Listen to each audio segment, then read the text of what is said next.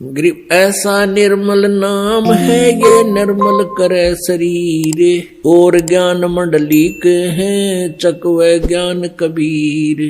कहते हैं और जो ज्ञान आप जी को प्राप्त है, कोई हवन यज्ञ ही करता है, कोई स्वाध्याय ही करता रहता है।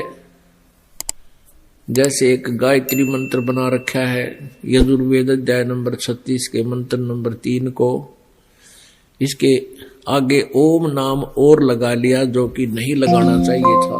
कि वेदों में परमात्मा की महिमा और परमात्मा के द्वारा ही वर्णित है, तो उस परमात्मा के लिखे हुए में परमात्मा के द्वारा दिए गए हम ज्ञान में कोई अपनी तरफ से कोई तगड़मबाजी करते हैं तो हम उसको बिगाड़ रहे हैं, खराब करते हैं। दूसरे ये ओम नाम तो ब्रह्म का है, और ये भूर्भुवः स्वः तत्सवितुर्वरेण्यं भर्गो देवस्य धीमहि धियो यो न प्रचोदयात्, ये महिमा पूर्ण परमात्मा की है, परम अक्षर ब्रह्म की है। अब जैसे कोई प्रधानमंत्री जी के सामने प्रधानमंत्री जी को एप्लीकेशन लिख रहा हो और उसमें लिख दे मुख्यमंत्री जी, प्रधानमंत्री जी के सामने मुख्यमंत्री लिख दिया तो सारी ये बात बिगड़गी। तो इस प्रकार इस ओम नाम को इस मंत्र के साथ नहीं लगाना चाहिए, और केवल इस मंत्र के जाप करते रहने से मोक्ष नहीं, क्योंकि ये ऐसे तो हजारों मंत्र हैं वेदों में, प्रभु के जानकारी देते हैं, उसके विषय में ज्ञान कराते हैं। उन सभी मंत्रों में एक ही बात कही है कि पूर्ण परमात्मा है,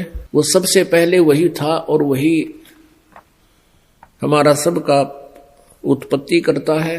वो परमात्मा हमें सद्बुद्धि दे, अपने चरणों में हमारा ध्यान लगाए रखे, हम भक्ति करते रहें, बुराइयों से बचें।